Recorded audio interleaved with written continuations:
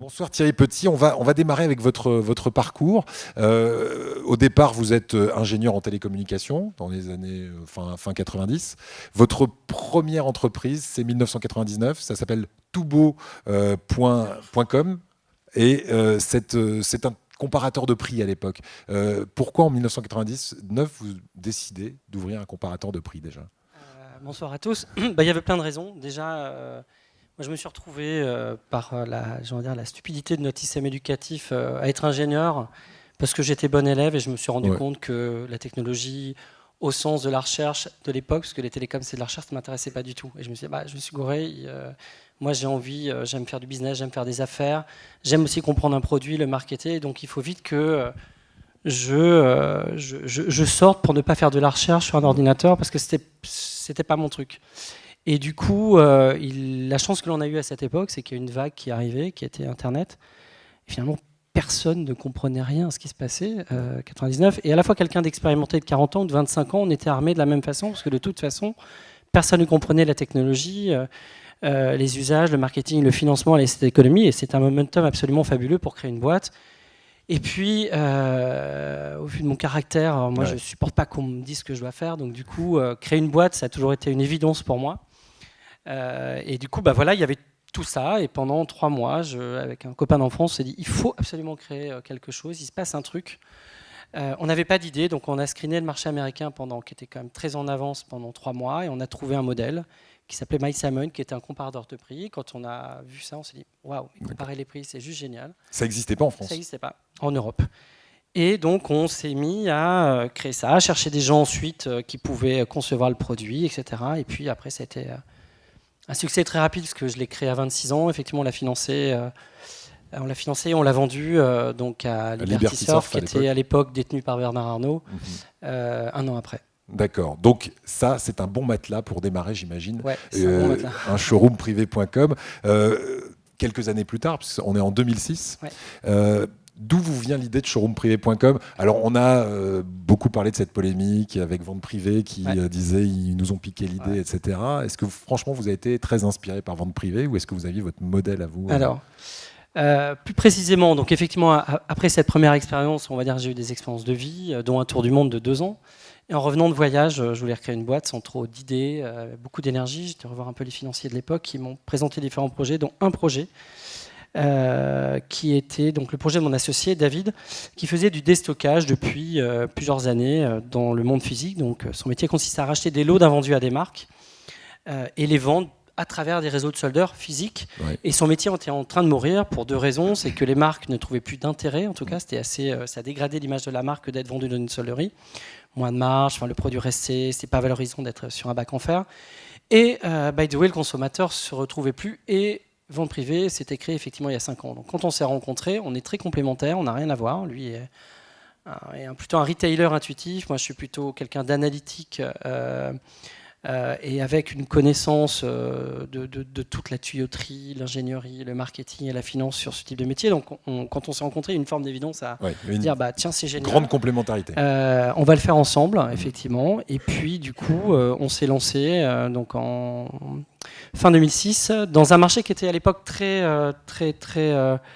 large, fragmenté, puisqu'il y avait effectivement Vente Privée, mais il y avait 70 acteurs à l'époque quand même, dont beaucoup étaient très financés. Et il fallait effectivement trouver le positionnement, le bon angle pour exister, et puis pour être on va dire créer de la préférence de marque, à la fois auprès des marques qui sont nos clients et auprès de nos clients finaux qui achètent. Voilà. Donc, est-ce qu'on s'en est inspiré? C'est un métier que l'on faisait dans le domaine traditionnel. D'ailleurs, Vente Privée n'a pas inventé le concept, il a été le premier à le faire en ligne. Oui, c'est ça. Une grande différence, parce que souvent à l'entendre, on parlait avec Emmanuel Fraisse de réinventer. Ils ont réinventé en fait. Non, mais souvent à l'entendre, effectivement, on a l'impression qu'il a inventé la vente privée, l'e-commerce, voire le monde. Donc, mais la petite différence, c'est qu'il a été le premier à le faire en ligne, avec brio et avec succès. Mais donc, ce qui est un vrai, en fait, ce métier. On sent qu'ils s'entendent bien entre Vente Privée et showroom. Voilà. Ça va mieux? Vous arrivez à vous parler? On va en parler. Non, mais ce que je veux dire par là, c'est que en fait, ce métier avait existé sous forme de vente presse. En fait, parisien, nous on s'appelle Showroom Privé parce qu'on avait un magasin, on associé avec un magasin qui s'appelait Showroom 30, dans lequel on faisait des ventes privées, mais physiques, réservées à une communauté de membres. Il fallait être sur la liste. Ça durait peu de jours et c'était à moins 70. En gros, à peu près ce qui existe en ligne. Donc, c'est un métier qui existait traditionnellement, qui a été réinventé à travers les mécaniques et le paradigme digital. Alors, vous vous êtes lancé à l'époque, en 2006, ça ne se faisait pas trop dans cette vente de vêtements, entre autres, hein, puisque c'est l'univers féminin de la mode en général. Mais le vêtement, c'est une gestion très particulière, parce qu'on peut le renvoyer, ça ne peut ne pas aller, etc. Est-ce que vous avez des souvenirs de réunions un peu houleuses où vous expliquez, si, c'est un peu compliqué, mais on va y arriver. Comment est-ce que vous arrivez à convaincre, à ce moment-là, de vendre ce produit en particulier, qui est un produit pas évident? Je pense qu'il n'y a pas eu de doute par rapport au produit parce qu'en fait le vêtement a ses défauts, certes il y a du retour, etc. Maintenant la mode c'est une mécanique de collection encore amplifiée par la fast fashion, donc qui dit collection dit production, qui dit production dit stock. Donc pour nous c'est bien parce qu'on a des stocks à vendre, parce qu'on vend des stocks passés. Deuxièmement, c'est un métier dans lequel il y a beaucoup de marge, donc même après un discount il y a encore de la marge. Troisièmement, les marques, notamment les marques textiles, créent du trafic. Donc effectivement, les avoirs, c'est des apports naturels de trafic. Donc on est moins dépendant d'un Google ou d'un Facebook. Donc sur le modèle économique, ça permet d'avoir un truc beaucoup plus sain. Donc finalement, oui, c'est très relou les retours et tout, mais le vêtement est une telle industrie, a tel aspects positifs qu'on en oublie vite les aspects négatifs. Non, nous, le vrai truc, les vraies critiques qu'on avait, c'est de se dire, mais qu'est-ce que vous faites? On a été le dernier à se lancer. Hein. Qu'est-ce que vous faites? Il y a 70 acteurs, il y en a plein qui étaient financés. Il y a un gros machin qui fait 500 millions, mais vous êtes complètement timbré, surtout qu'on a eu notre argent personnel. Ouais. On avait hypothéqué nos maisons, donc on avait été quand même assez loin. On est autofinancé, mais oui, il y avait une grosse prise de risque. Argent, quoi, voilà. Ouais, grosse prise de risque. Et donc, du coup, tout le monde nous a pris un peu... pour des fous. Voilà. Pour du fou, je sais pas, mais en tout cas, on nous donnait peu de crédit. Ouais. Et nous, on a été toujours convaincus que ce marché allait être constitué à terme de 2 acteurs, parce que les marques n'ont aucun intérêt d'avoir trop d'acteurs, parce que finalement, être vu à moins 70 sur plein de sites, c'est pas bon pour elles. Et en même temps, elles n'ont aucun intérêt à avoir un seul acteur, parce qu'elles ne peuvent pas choisir, elles ne peuvent pas négocier, le timing, les prix, et puis un seul acteur ne peut pas absorber tout ce marché qui est gigantesque. Donc du coup, on a toujours été convaincus qu'il fallait être un deuxième, et pour être un deuxième solide, il faut avoir une identité de marque et un positionnement très clair. Donc quand on a regardé de façon très pragmatique tout ce marché, on s'est dit c'est illisible en fait, il n'y a pas de positionnement, et donc on va faire un truc très clair, on va s'adresser à la femme. Donc, Digital Woman. Ouais, alors nous on l'a marketé Digital Woman, en fait c'est la ménagère de moins de 50 ans version iPad 3.0. Mais en fait, c'est cette femme qui contrôle le budget de la famille, qui adore la mode, qui a peu de temps, à qui il faut offrir du service, de la curation et quelque chose de très rapide. Et donc, on a axé tout notre marketing là-dessus. Son intérêt numéro 1, c'est la mode. Donc, tout notre positionnement mode et notre campagne. La rapidité, on l'a travaillé avec notre service de livraison, la mobilité. L'accessibilité, c'est le prix. Donc, on a essayé de travailler toutes ces valeurs très fortes pour créer finalement un phénomène de réflexe pour la cliente dans un univers où personne n'avait une couleur très identifiée. Donc, et c'est ce qui nous a permis d'en être là. Et le slogan, c'est « Il est urgent de se faire plaisir ». C'est toujours le même slogan? Ouais, c'est toujours le même. L'urgence, on comprend. Et puis le plaisir, finalement, on l'avait fait aussi. On se rendait compte quand on lisait les études, même ça marche encore maintenant, sociales et sociétales, finalement il y a un truc qui est lié à la shopping thérapie. Ça paraît assez con, mais c'est malheureusement une thèse. Hein. Moi je ne lis que, j'interprète. On va pas bien, on achète un petit truc et ça va mieux. Et ça va d'autant mieux que si on fait une bonne affaire. Et pendant très longtemps, faire une bonne affaire, ça peut être perçu comme j'ai fait du discount, j'ai acheté, je suis pas très fier. Faire une bonne affaire, c'était devenir malin aussi. J'ai dégoté un truc, je partageais avec mes copines, etc. Donc on a joué vachement sur ce trend qui après a nourri nos campagnes marketing, les valeurs de marque, etc. Grosse valeur ajoutée, vous l'avez dit très rapidement, mais surtout en 2006, 2007, 2008, la livraison, ça se faisait des fois en 2-3 semaines pour du vêtement. Vous avez décidé de livrer en 24 heures. Une partie de l'offre, mais effectivement, on a lancé un... Ça c'est ce qui a fait la différence par rapport aux 70 C'est une des différences. On a regardé aussi les points faibles. Un des points faibles, c'est la livraison en 3 semaines, et qui s'explique par le modèle économique, parce que souvent, les sociétés n'achètent pas les stocks, donc n'ont pas les stocks avant de faire la vente. Donc ça vient de loin. Ce qui fait qu'il y a un délai. Nous, on a pris du risque en achetant les stocks, donc ce qui nous a permis, et puis après, on a adapté la logistique pour livrer en 24 heures. Mais en gros, notre truc, c'est de dire, c'est pas possible. Dans un marché assez immature, les clients peuvent ne se satisfaire que du prix. Dans un marché qui devient de plus en plus mature, il va falloir mettre du service. C'est ça. Et finalement, le service, pour nous, ça passait par encore plus d'accessibilité et donc notamment par la livraison, mais ça a été un des éléments de notre mix et de notre positionnement, et donc on a travaillé à labelliser un service qui s'appelle Demain chez vous, on a communiqué en télé, et puis et effectivement ça a été une forme de déclencheur, en tout cas ça a créé une différence dans un marché, encore une fois, qui était très fragmenté. Donc il fallait vraiment... Oui. Maintenant, il n'y a plus que 2 acteurs. En gros, tout le monde est mort, mais à l'époque, ce n'était pas le cas. Voilà. Et vous partagez un marché qui est encore aujourd'hui énorme. Vous vous occupez, vous dites, en gros 10% d'un marché Même moins, de la mode si sur regarde, Internet. En fait, quoi. non, mais bon, déjà, le e-commerce est 7% en France du commerce. Ouais. Si on regarde les différentes géographies, dans le nord de l'Europe, c'est 12-15%. Mhm. Et dans le sud de l'Europe, c'est entre 2 et 3%, Espagne, Italie. Donc, c'est-à-dire qu'il y a déjà juste un marché logique où de plus en plus de ventes vont se faire en ligne parce que c'est plus pratique, parce que c'est plus cool, parce que c'est moins chiant que d'aller en magasin quand il y a plein de monde, que d'être sur son canapé avec son mobile quand même. Enfin, voilà, pour toutes ces raisons, c'est le sens de l'histoire parce que les jeunes générations, de toute façon, on n'a plus rien à foutre des rues du commerce. Donc, je suis un peu critique, mais c'est le sens de l'histoire. Ouais. Qu'on le veuille ou pas, le e-commerce va se développer. Ça, c'est une première tendance. La deuxième qui tendance, deviendra le commerce. Hein, c'est du commerce. Ouais, c'est du commerce. Parce que e-commerce, e-commerce, en fait, c'est effectivement du commerce. Ouais. Et puis il y a aussi une tendance, je pense, de tendance, et on le voit dans l'évolution du panier moyen. L'évolution du panier moyen n'est pas tant liée au fait que les gens achètent moins, mais vont plus sur des sites qui proposent de la promotion. C'est ça. Donc il y a aussi une tendance du prix. Donc en jouant sur ces 2 axes, effectivement, on peut penser que on a un marché qui est juste énorme. Et le troisième point, c'est qu'au départ, une marque, qu'elle travaille bien ou pas, elle a chaque fin d'année entre 5 et 10% d'invendus. Donc ça, c'est notre marché. Mais quand on regarde le chiffre du retail en Europe, qui fait plusieurs centaines de milliards de dollars, et qu'on prend même 10% de tout ça avec un moins 60% de décote, ça fait un marché tellement grand qu'il y a encore de quoi... alimenter. Voilà. C'est suffisamment grand. Voilà. C'est suffisamment gros pour des années de succès et on verra comment vous allez maintenant à l'international depuis de nombreuses années en Europe et aux États-Unis depuis plus récemment. Votre grande force aussi. Je ne suis pas aux États-Unis. Vous êtes en roadshow aux États-Unis. Mais ça, c'est pour les financiers. Ouais, voilà, ça c'est uniquement pour aller chercher des finances. Mais est-ce que un jour, ce serait pour s'installer pour les clients? On va voir ça. L'autre grande force. Et le gros booster dans votre carrière de showroom privé, c'est que vous avez su anticiper, on en parlait tout à l'heure, le tsunami du téléphone mobile. Il y a 6 ans, vous vous dites, bientôt, il va falloir qu'on soit prêt parce que tout le monde va acheter depuis son téléphone portable. Ça, les autres n'ont pas vu venir. Disons qu'encore une fois, on était à une époque où il fallait créer de la préférence, de la différenciation, quelque chose de très clair. Ce qui était assez évident pour nous, c'est que notre modèle économique et puis notre baseline était... on n'aurait pas pu faire mieux que le mobile. L'urgence, c'est tout le temps présent.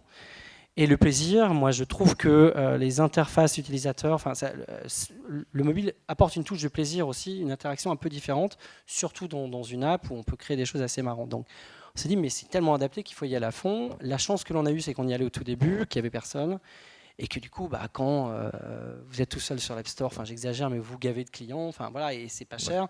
Maintenant exister, c'est compliqué dans un monde effectivement l'interface est petite, il faut être présent, ça coûte très cher. C'est bi- ou tripolaire, il y a 3 acteurs qui font le marché, donc c'est beaucoup plus complexe maintenant. Donc on a eu aussi une chance de timing finalement, d'être là au bon moment, d'y croire tôt. Moi j'ai tout de suite passé la boîte.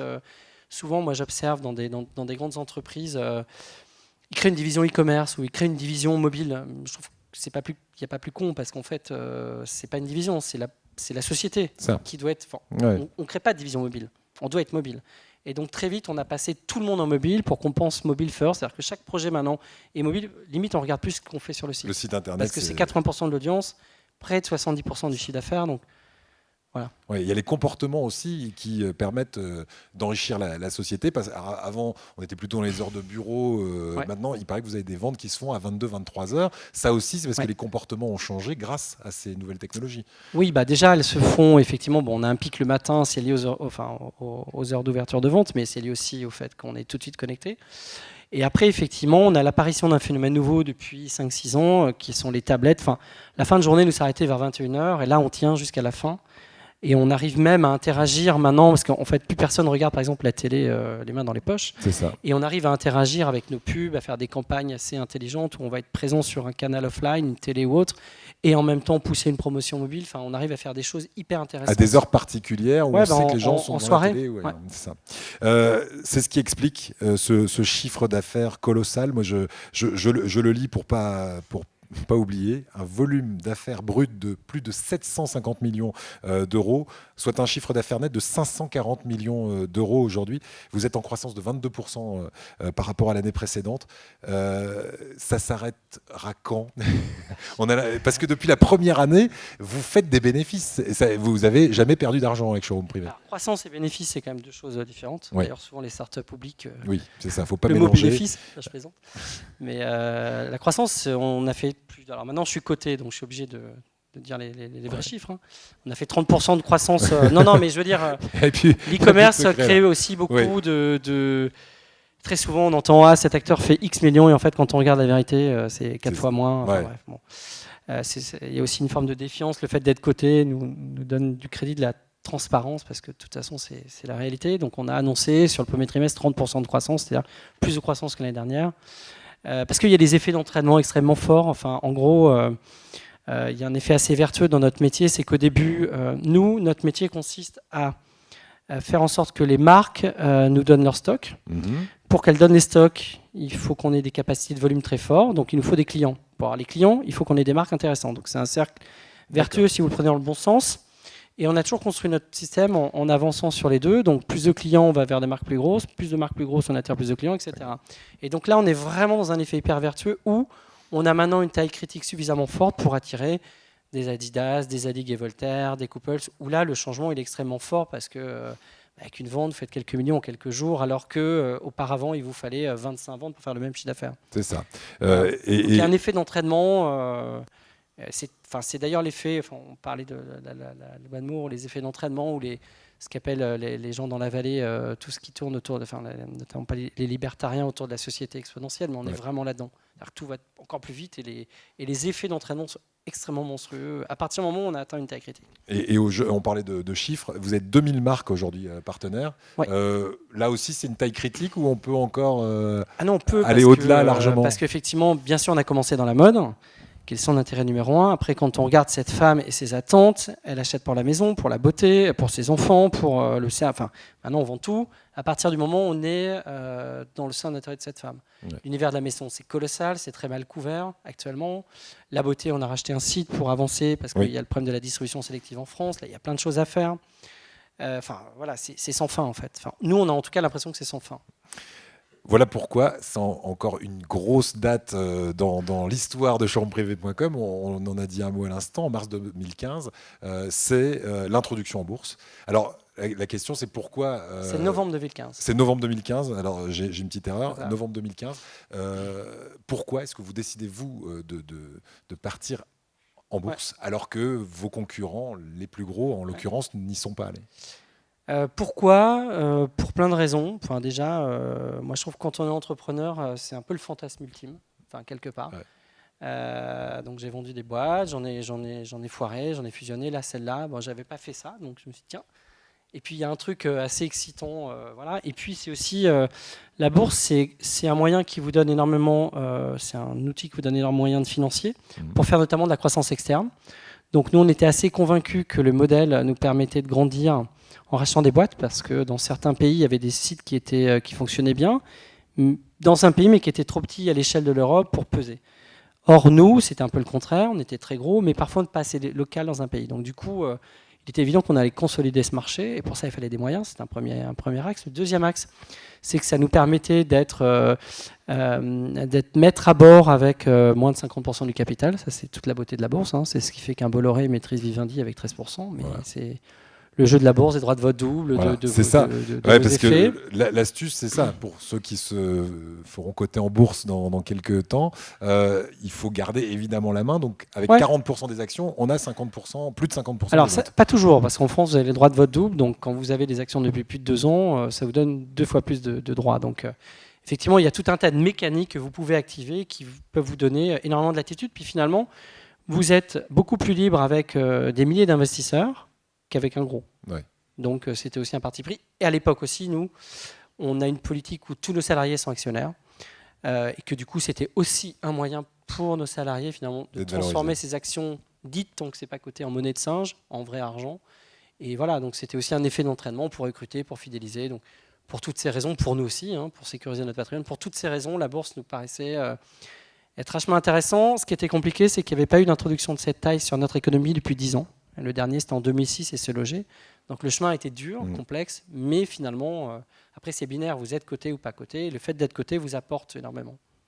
Elle se maintient aujourd'hui, l'action elle est plutôt très bien, parce qu'on est rentré à 19,5 et là on doit être autour de 25.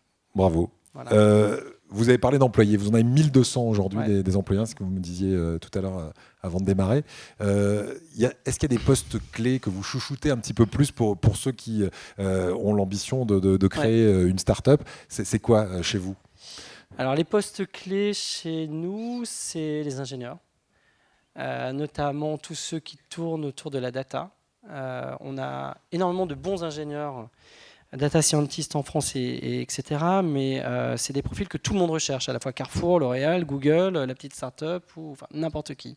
Donc c'est très courtisé et c'est des gens qui, avec leur connaissance et l'usage de la donnée, vont vous permettre de passer d'une société dite analytique, où vous analysez des choses, à une société dite prédictive, où vous allez vous servir de vos données pour prédire des comportements, ajuster vos prix, vos marges, etc. Donc c'est une valeur intouchable. Il est vrai que moi, n'importe quel data scientist a tous les poufs. Enfin, j'exagère, mais effectivement, traité de façon... voilà. Parce que vous passez votre vie à analyser le comportement des clients, c'est extrêmement pour important, anticiper les désirs, comme on le disait avec Emmanuel Fraisse. Data scientist. Deuxièmement, je pense tout ce qui est un bon commercial, un vrai bon commercial. Ouais. Il n'y en a pas tant, en fait. Un vrai bon commercial qui est capable à la fois d'être... il se prend une porte dans la tête, il rentre par la fenêtre. Si la fenêtre est fermée, il va rentrer par la cheminée. Et tout en même temps, il va comprendre que la société s'organise et qu'il doit composer avec l'interne. Ça, c'est assez rare. Et en plus, c'est des gens qui développent des réseaux. Donc, ça sont des gens qui sont rares, qui ont une valeur très forte. Donc, on va dire que c'est les deux gros métiers. Après, il y a plein de postes qui sont certes importants. J'espère qu'ils ne sont pas dans la salle, mais qui se remplacent. Donc, au fond... voilà, il y a des métiers de la finance, c'est super important, mais vous avez plein de bons directeurs financiers. Vous voyez, il y a des métiers. Enfin, si mon temps, c'est va me tuer, mais non, mais il est génial. En plus, c'est vraiment notre bras droit. Ce que je veux dire par là, c'est qu'il y a malheureusement, et c'est comme ça, il y a une rareté sur certains métiers, et il faut être capable de détecter, de fidéliser. Voilà, et de payer ce qu'il faut. En parlant de finances, quand on fait un chiffre d'affaires d'un demi-milliard d'euros par an, est-ce qu'on n'est pas tenté, et je sais que pour ceux qui suivent un peu votre actualité, vous avez tenté de le faire, de vous délocaliser. Or, vous ne l'avez pas fait. Pour quelles raisons? Et pour quelles raisons aussi vous êtes parti, mais en plus vous appelez les autres qui sont délocalisés un petit peu partout à revenir en France, avec un mouvement qui s'appelle aujourd'hui Welcome Léon, qui s'appelait Reviens Léon il y a quelques temps. Alors en fait, il y a quand même une différence entre le chiffre d'affaires et le capital des fondateurs. C'est que ça ne marche pas quand même aussi simplement que ça. Non, on s'est posé la question, mais comme plein de gens en 2012 où le monde marchait à l'envers. Après, autant le gouvernement a fait vraiment des énormes conneries à cette époque, qui faisait que tout le monde avait envie de se barrer parce que franchement, il y avait des vraies difficultés de recruter. Il n'y avait plus aucun dispositif d'incentive pour les salariés sur le capital. En fait, il faut savoir que le mécanique de stock option, je le dis souvent de façon pour provoquer un peu, il n'y a rien de plus communiste, puisque finalement, c'est une façon de partager la valeur créée avec vos salariés. Or, et pour nos industries, les petites startups, etc., c'est fondamental. Parce que vous n'avez pas les moyens de recruter un cadre et que du coup, vous donnez un petit morceau de votre capital, et puis si ça marche, il en tire un morceau plus grand. Donc c'est juste génial. Or, ces dispositifs ont été utilisés malheureusement par des Carlos Ghosn et tout, qui sont, ou des Lévy chez Publicis, qui se sont gavés. Donc le système et que finalement, le truc a été perverti, et on nous a coupé ces dispositifs, parce qu'on était tous traités de la même façon, et qu'à la fin, on n'avait plus accès à ça. On s'est retrouvé avec des mécaniques débiles, avec des taux de fiscalité extrêmement forts, qui à la fin créent un vrai problème, parce que c'était plus impossible de recruter. Vous voulez recruter un bon professionnel qui vient d'un pays étranger, qui a une connaissance, qui va vous aider sur l'international, que vous le veuillez ou pas, vous vous battez aussi avec des acteurs étrangers. Donc, si vous n'avez pas les mêmes leviers, ça ne sert à rien, quoi. Donc oui, on y a pensé. Après, moi, j'aime trop la France, trop Paris, trop la Normandie, là où j'ai un ami qui est là pour repartir. Et puis voilà, j'ai toute ma vie ici. Donc, on a plutôt inversé le système. C'est-à-dire qu'à l'époque, moi, j'ai fait partie des Pigeons. On a créé France Digital, qui était une assoce qui existe encore. L'idée, c'est de se dire, on va un peu combattre tout ça. Et on va créer un truc d'entrepreneur, leur dire que finalement, Et messieurs les politiques, si on se débrouille bien, avec toute cette force de frappe, et si on se débrouille bien sur la fiscalité, sur la loi travail, etc., on peut créer plein d'emplois. Et vraiment, nous, on va s'y engager. Et donc, on a créé plein d'initiatives. On a fait beaucoup de lobbying auprès des politiques, auprès de notre cher Emmanuel, qui est président maintenant, qui a fait un super boulot avec Qui est venu Axel vous voir Lemaire, d'ailleurs. Oui, qui est venu à l'IPO, entre autres. Mais voilà, Ouais. on a pas mal bossé ensemble. Parce que nous, l'idée, c'était de dire, mais en fait, la France a plein de talents. Pourquoi on serait leader mondial dans le luxe? Pourquoi on serait leader mondial dans le vin ou dans plein de trucs? Et dans un domaine où on est extrêmement fort, l'ingénierie, le commerce, on a de super bons ingénieurs, super bons commerciaux. A priori, on a tout pour faire des leaders mondiaux de plein d'autres industries. Et on ne va pas laisser quand même la place qu'à des acteurs internationaux qui, by the way, on n'a rien à foutre de la fiscalité, contournent tout et se comportent comme des goujats. Donc, donnez-nous les armes pour exister. Donc, et là, effectivement, le président de l'époque, quand même, François Hollande, a quand même compris. Et là, il y a eu plein de choses, plein de belles initiatives. Il y a eu la French Tech, il y a eu des fonds qui sont créés, il y a eu un écosystème. Finalement, Station F, si on vient en arrière, ça part de ça. Et donc maintenant, il est quand même facile de créer une entreprise en France. En tout cas, il y a tout un écosystème, il y a des fonds, il y a plein de choses. Il y a deux difficultés sur le développement, ça c'est l'étape d'après, mais en tout cas, nous on a essayé de contribuer à ça. Et Revient Léon, à l'époque c'était Revient Léon, l'idée c'était de dire, on l'a créé avec notamment Fred Mazelat de Blablacar, des gens comme Rudel de Criteo, tous nos potes en fait de l'univers de la tech. On se disait, mais il y a un French bashing en fait, et on va dire, voilà, sur le truc Revient Léon, on a les mêmes à la maison. Tu sais, il se passe un truc en France en ce moment, reviens, toi qui es parti dans la Silicon Valley pour gagner $100 000 de plus. Tu sais, en même temps, tu gagnes $100 000 de plus, mais finalement, la vie te coûte 3 fois plus cher. Reviens, finalement, c'est pas si mal d'être ici. Donc, on a créé ce Revient Léon et après, on l'a transformé. Donc, on a annoncé ça. Alors, aujourd'hui, d'ailleurs, ce soir, on a un lancement officiel. C'est tout neuf, la nouvelle appellation Welcome Léon. Avec l'Elysée et compagnie, donc sur le Welcome Léon. On l'a annoncé mardi. C'était à Vivatech entre autres, c'est dans le cadre de Vivatech parce qu'il y a tout l'écosystème mondial qui est là. Et l'idée, c'est de se dire, mais il n'y a pas que le français qui a le droit de venir en France. Il y a tous les citoyens du monde qui peuvent se dire, bah tiens, il se passe des choses géniales ici. Voilà, donc c'est ces initiatives qu'on a mis en place. Bien, alors on va aller très vite parce qu'on pourrait passer des heures. Malheureusement, on n'a que 45 minutes. À quel moment est-ce que vous sentez qu'il est possible d'aller conquérir ailleurs? Alors justement, vous êtes revenu, enfin vous n'avez jamais quitté la France, vous êtes ici, mais maintenant vous allez coloniser un petit peu l'Italie, le Portugal, l'Espagne, les pays de l'Est. À quel moment on sent qu'il est possible d'y aller? C'est pas il est possible d'y aller, c'est que vous y allez. On décide. Non, mais vous êtes obligé d'y aller. Ou vous n'existez plus. Enfin, pour moi, c'est notre grossir vision. ou mourir. On en est là. C'est grossir ou mourir. Parce qu'en fait, le problème de la France, c'est que c'est suffisamment gros pour se suffire à soi-même, mais en même temps trop petit à l'échelle du monde. Donc il faut être au moins européen. Et d'ailleurs, moi, je suis un européen convaincu. Enfin, la France n'existe pas sans l'Europe, et on a trop besoin de l'Europe pour exister dans ce monde. Donc, et dans le business, c'est pareil. Donc, et d'ailleurs, quand on observe des pays comme Israël ou les Pays-Bas ou la Suède, qui sont des tout petits pays, ils ont créé des leaders mondiaux, vraiment des Finlandais. Parce que de toute façon, ils étaient trop petits, donc ils n'avaient pas le choix, ils étaient obligés de tout de suite être international. Donc c'est ce qui fait qu'il y a des géants mondiaux qui sont créés dans des tout petits pays. Nous, on a un vrai problème, c'est que le marché il est quand même un peu gros, donc on peut faire des choses, mais pas assez pour être plus loin. Donc l'idée, c'était... donc ça, c'est un premier conseil. Le deuxième conseil, c'est que pour nous, les marques sont mondiales, internationales. Et notamment, entre la France, l'Italie et l'Espagne, vous avez 90% des marques de mode les plus désirables dans le monde. Donc il était hyper présent pour nous d'être dans ces pays forts, pour attirer des Mango, des Desigual, des Zara, des Geox, etc. Voilà. Donc c'était évident, et plus qu'évident, c'était dans notre survie. Et ceux qui ne l'ont pas fait sont morts. Ouais, c'est ça. Et on parlait de réinventer. Là, vous me dites, à chaque fois qu'on va dans un pays différent, il faut qu'on se réinvente nous-mêmes sur showroomprivé.com parce qu'il y a vraiment une approche très différente pour chaque pays. Il n'y a pas une sorte d'harmonie européenne au niveau du e-commerce. C'est le problème de l'Europe, c'est qu'il n'y a pas d'Europe. Enfin, très sincèrement, tout est compliqué, les lois fiscales sont différentes. On veut se lancer dans un pays, c'est chiant, c'est pénible. Il n'y a pas un seul guichet, on peut créer une boîte dans 10 sociétés. Enfin, je veux dire, on a l'impression que l'Europe, quand on est entrepreneur, ne sert absolument à rien. C'est que des contraintes et des coûts. Alors que normalement, le marché, il est génial. C'est un des plus gros marchés au monde. Il est hyper énergique. Il y a plein de choses fortes en Europe. Mais on est quand même cons, nous, Européens, de ne pas créer un vrai marché propice à nos industries.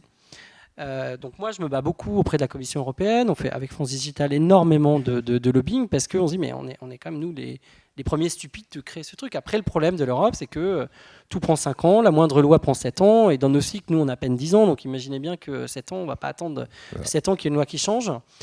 Donc là nous on espère aussi beaucoup du gouvernement et de ce qui va être mis en place parce que je pense fondamentalement qu'on ne peut pas exister sans l'Europe.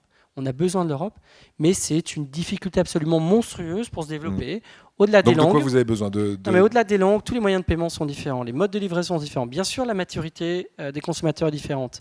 C'est un bordel. Et au-delà de ça, mais ça, à la rigueur, on peut le contourner, c'est que la fiscalité est différente, les TVA sont différentes, le cadre réglementaire est différent, tout est un bordel. C'est juste. Non, mais c'est notre réalité. Hein, Ouais, et ouais, chaque pays. Alors, ouais. c'est marrant de réinventer chaque pays parce que nous, on a l'impression de créer une petite start-up à chaque fois. C'est ça. Alors, comment vous travaillez justement? Quand Ouais. vous êtes dans un pays, vous rachetez un site internet qui correspond à peu près au vôtre, qui est déjà existant, ou vous créez in situ? On fait les deux. Nous, on est très pragmatique. Donc, quand on a une opportunité d'acquisition d'une société qui est en bonne santé, qui nous semble être pertinente, sur laquelle on peut capitaliser, on achète. C'est ce qu'on a fait en Italie. On a acheté Leader Italien, c'est les Privati, pour une 50aine de millions d'euros en octobre. Quand on n'a pas, on va déployer en 2 temps. C'est-à-dire, dans un premier temps, on sert de notre plateforme, on va traduire, mettre les modes de livraison, adapter pour que le client nous perçoive comme local, mettre les modes de paiement pareil pour que le client nous perçoive comme local, commencer parce que tout ça avec est la géré plateforme depuis ici. globale, voilà. Et à partir du moment où on a un peu de traction dans le pays, c'est là où on va commencer à déployer des équipes commerciales, des équipes marketing qui vont du coup faire en sorte de mettre la petite touche locale. Si vous allez en Espagne, alors c'est très bien au début, vous allez pouvoir faire avec Adidas, etc. Mais si vous n'avez pas la petite marque de chaussures catalane ou autre, vous n'allez pas être perçu comme local et c'est hyper important. Encore plus, on parlait de la confiance. Il faut colorer, quoi. Exactement. Donc on le fait en 2 temps et puis après on est, tu le disais très bien tout à l'heure, il faut apprendre à faire des tests, à jeter quand ça ne marche pas, à réessayer, à se remettre en question. Donc il y a des pays qui n'ont pas marché, on les a mis de côté. Il y en a d'autres qui marchent très bien, on investit plus. Et donc là, on est dans 10 pays avec on va dire des réussites différentes par pays. Et la réussite est telle que vous avez dépassé votre ambition, puisque vous ambitionniez 25% de votre chiffre d'affaires à l'étranger. C'était il y a quelques années pour 2018. Et là, vous en êtes à combien aujourd'hui en 2017 ? Je ne peux pas communiquer sur ce chiffre. On est au-delà de 25% en tout cas. Malheureusement, c'est le genre de truc où je ne peux pas communiquer. D'accord. Bon, alors on ne communique pas. Le dernier chiffre connu étant celui de 2016 et on était à 17%. Voilà. Bon. Mais en tout cas, c'est en très bonne voie. Voilà. Ouais, excusez-moi, j'ai peut-être mangé un secret. Non. La conquête des États-Unis. Parce que là, on va terminer dans peu de temps. Il y aura quelques questions dans la salle.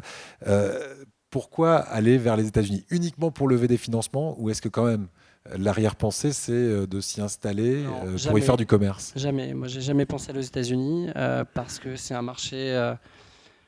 Les États-Unis, vous pouvez pas le faire petit, quoi.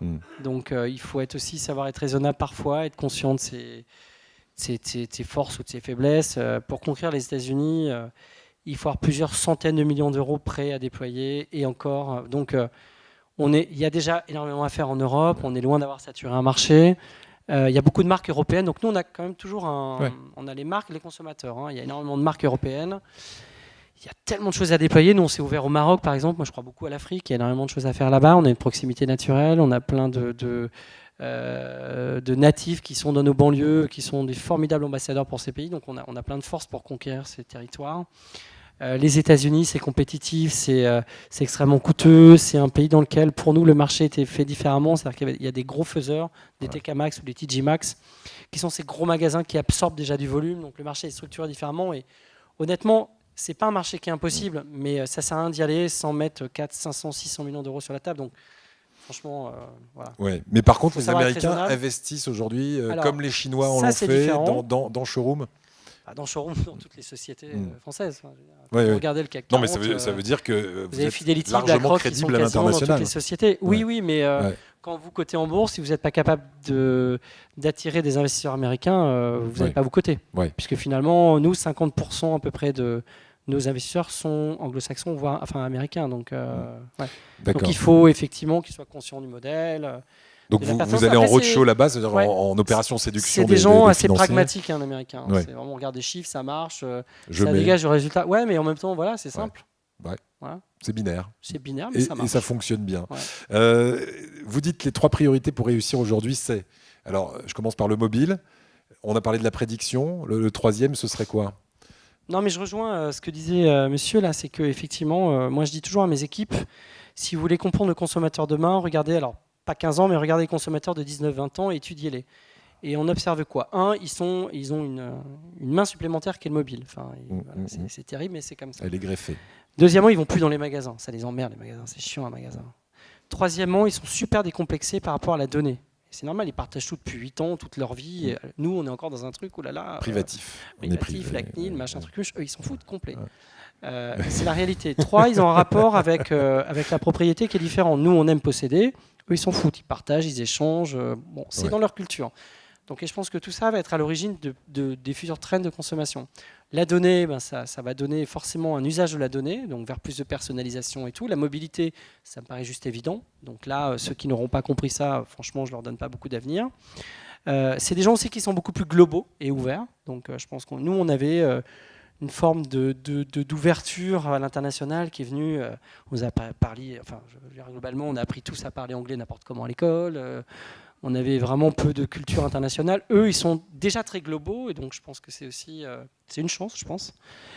Et aussi, je pense que ça crée quelque chose de différent dans les usages. Donc, voilà, donc c'est des choses que l'on regarde, la donnée, la mobilité, tout ce qui tourne autour des modèles d'occasion, des modèles collaboratifs, tout ça, et tout ce qui tourne autour de la globalité et des choses un peu internationales. Donc voilà, pour moi, les grandes tendances sont là et l'avenir est assuré. Ce que effectivement monsieur disait sur... lui, il prend des gens plus jeunes, c'est peut-être ce qu'on va faire maintenant, mais déjà à 19-20 ans, c'est bien. Dernière chose... 15 ans, ils ne peuvent pas acheter en même temps. Donc, voilà, c'est vrai qu'à 15 ans, ils n'ont pas forcément le pouvoir d'achat. Non, on n'en fait rien, un showroom... Convainc ta mère. Et voilà, c'est ça. Voilà, ça devient problématique. Qu'elle achète vite. Vous êtes aussi business angel. Et on va terminer là-dessus parce qu'il y a des entrepreneurs qui vont peut-être venir vous voir tout à l'heure et sans doute d'ailleurs pendant le cocktail. Je suis désolé, par contre, je dois partir. Vous allez partir vite pour la petite soirée que j'ai sur Anderléon. Donc. Alors on va le dire là à la cantonade. Un business angel qui regarde quel type de start-up aujourd'hui, vers quoi vont vos choix? Ouais, j'ai un certain nombre de thèses d'investissement. Enfin voilà, je crois beaucoup effectivement à tout ce qui tourne autour des millénials et de voir leur comportement de consommation, d'usage, de réseaux sociaux. Et à l'inverse, je regarde aussi beaucoup tout ce qui tourne autour de la seniorité. Donc, par exemple, là, j'ai regardé une start-up sur des objets connectés pour aider effectivement les personnes âgées à rester plus longtemps chez elles. Je pense que c'est des marchés juste colossaux. Après, il y a effectivement tout ce qui tourne autour de l'écosystème. J'investis plus dans l'e-commerce parce qu'honnêtement, je pense que c'est très dur maintenant sur une start-up. Par contre, tout l'écosystème, les modes de paiement, des modes de livraison innovants, des mécaniques qui permettent de lutter contre la fraude, enfin tout l'écosystème est hyper intéressant. Donc voilà, ça je regarde ça. Puis après, je recherche des équipes, je recherche des marchés, j'aime des gens et résilients parce que dans une start-up, on peut changer d'idée 4 fois. Donc des gens trop butés, trop fermés qui pensent que c'est comme ça et que ce ne sera pas autrement, ça me gêne. Et des gens en même temps culottés parce que faire du business, c'est être parfois... faut pas être trop gentil et trop mignon pour faire du business, il faut parfois forcer les portes et tout. Donc, et je trouve que justement, cette génération, pour en finir là-dessus, des millénials, elle est juste fantastique parce qu'elle a tout ça. Elle est impatiente, elle est culottée. Alors souvent, on met ça comme un défaut. Moi, je trouve que c'est une énorme qualité. Elle est globale, elle pense complètement différemment et elle crée des trucs absolument extraordinaires. Thierry Petit de showroomprivé.com. Merci beaucoup. Merci.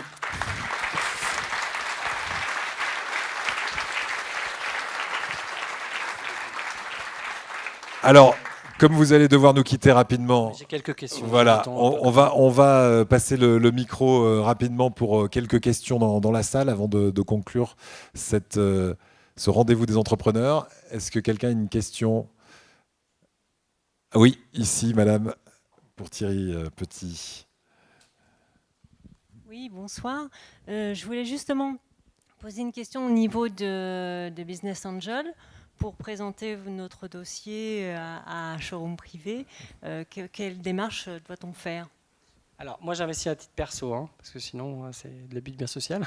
Voilà, donc, c'est deux choses différentes. C'est un business angel, c'est bien ça. Ouais. Et effectivement, Showroom Privé. Alors, cela dit, on a créé au sein de Showroom Privé un incubateur appelé Look Forward, qui vise à aider des jeunes pousses dans le domaine de la mode et de l'innovation. Et de les aider à travers les moyens qu'on leur met à disposition, nos collaborateurs, la plateforme de vente, etc. Donc là, si ça rentre dans ce cadre-là, donc mode et innovation, on a 2 sessions par an avec un jury et on prend une dizaine de startups par an. Voilà. Voilà, quand vous dites on prend une dizaine de startups par an, pourquoi, pour en faire quoi? Pour les aider à grandir, Ouais, pour leur donner, les aider à créer de la valeur. C'est aussi du mentorat, c'est Ouais. pas Ouais, uniquement et c'est, financier. nous, on le fait parce qu'on aime bien ça, et en Ouais. plus, ça crée un truc RH assez intéressant, parce que finalement, ces startups ont des crédits d'heures à dépenser dans l'entreprise. Je sais pas, une startup veut aller en Italie mais connaît pas le marché, elle dépense 1 heure avec le responsable italien.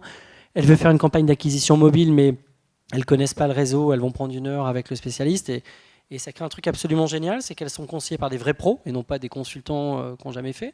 Ouais. J'ai rien contre les consultants, mais du coup, c'est les vrais pros qui bossent au quotidien.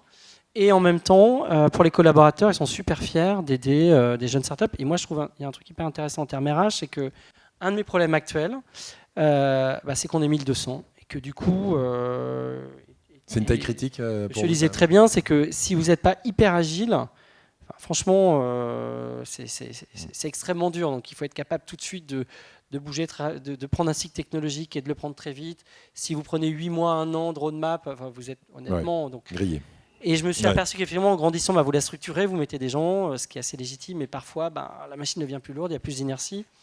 Et pour ne pas se transformer en paquebot et rester un petit bateau, donc l'incubateur, moi, m'aide à faire prendre conscience à mes collaborateurs ce qu'est encore une startup. Une startup, c'est quoi? C'est être malin, c'est peu d'argent, c'est très rapide, c'est des cycles de décision très courts, Ouais. et donc finalement, il y a un effet très vertueux de cet incubateur. Voilà. Et vous fonctionnez toujours comme une start-up aujourd'hui J'essaie, mais honnêtement, mais à pour 1200, être très ça honnête... commence à être, dans l'esprit, quoi. Dans ma tête, je suis une start-up, mais ça. après, des fois, quand on fait des soirées d'entreprise et qu'on parle à 1000 personnes, on se dit, oulala, merde, on a déconné. Le paquebot, on y est. Hein. D'ailleurs, vous pouvez en louer un, il y en a de cette taille-là. Est-ce qu'il y a encore une ou deux questions pour Thierry Petit? Voilà. Bonsoir. Bonsoir. Comment allez-vous gérer la menace Amazon dans le cadre de votre business model, sachant que vous parlez d'exponentiel, la multitude c'est la même chose, et face à une plateforme qui se veut universelle, qui ambitionne de le devenir, qu'est-ce que ça donne? Alors bon, à la fin, on va tous mourir. De toute façon, Amazon va tous nous tuer. Après, on ne sait pas qu'on sera à la fin, donc j'espère que qu'on ne serait plus sur cette terre. Bon, je plaisante. Pour nous, il y a 2 choses. Amazon fait beaucoup de mal à des modèles qui existent dans le monde traditionnel. Donc, pour moi, je pense qu'Amazon est beaucoup plus dangereux pour un Zalando, par exemple, ou pour un acteur de commerce. En plus, ils sont positionnés sur de la mode collection en cours, prix fort. Pour nous, la vraie menace actuelle, c'est pas Amazon, c'est les Chinois. C'est Alibaba, Taobao, parce que eux, ce qu'ils sont en train de faire actuellement, et de façon invisible, ils sont en train de créer toute une infrastructure en Europe pour du coup créer des liens avec les marques et sourcer. Donc c'est-à-dire en gros nous prendre la marchandise qu'on vend, j'exagère, mais sourcer pour leur marché. Donc prendre les stocks d'un Geox, d'un Etam pour aller alimenter leur marché. Et ça c'est beaucoup plus problématique pour nous. Ouais. Et c'est pour moi une menace qui est bien plus forte parce que invisible, doucement, discrète. Voilà. Et vous imaginez déjà la parade La parade, c'est que nous, par exemple, on a fait rentrer à notre IPO le leader mondial chinois qui s'appelle Vipshop, qui a pris 5% du capital. On s'est dit que c'était mieux de l'avoir à nos côtés que contre nous. On ne sait pas de quoi demain sera fait, donc on se dit qu'au moins là, il est là. D'accord. Mais c'est clairement pour nous et pour plein d'acteurs européens probablement une menace plus forte parfois.